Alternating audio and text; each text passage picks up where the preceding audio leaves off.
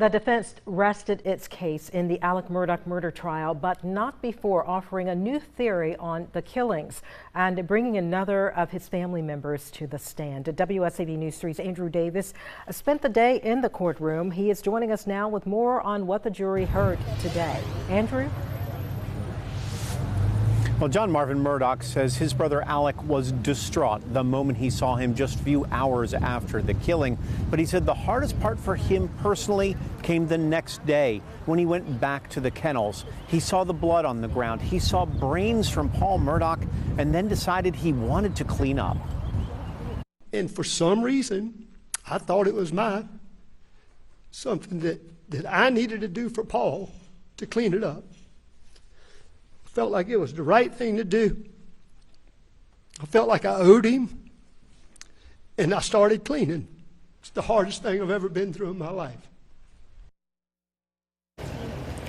John Marvin also said he and Buster found Maggie's phone in the woods, that he had never seen the blue raincoat that Sled found at his mom's house, and that he was surprised that investigators said there was no danger to the public the day after the murders, even though no one had been arrested.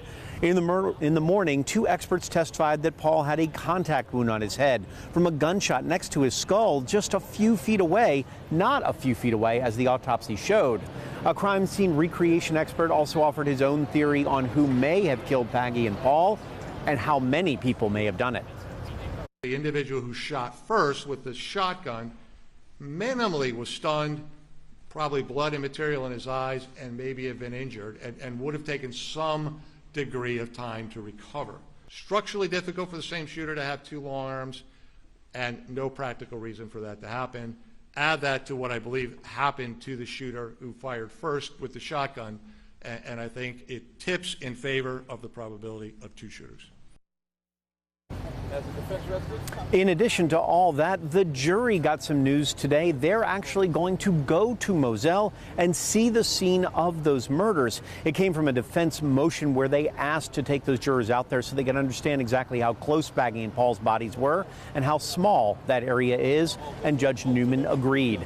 Now, we first have to have rebuttal witnesses from the prosecution. That'll come tomorrow, and then they'll head out on that field trip to Moselle, and only then will we get closing arguments, which could start Thursday or Friday. In Walterboro, Andrew Davis, WSAV News 3 on your side. Andrew, thank you.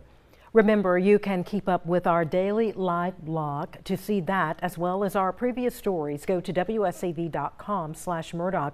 We will, of course, resume our coverage tomorrow morning when Alex Murdaugh returns to the stand.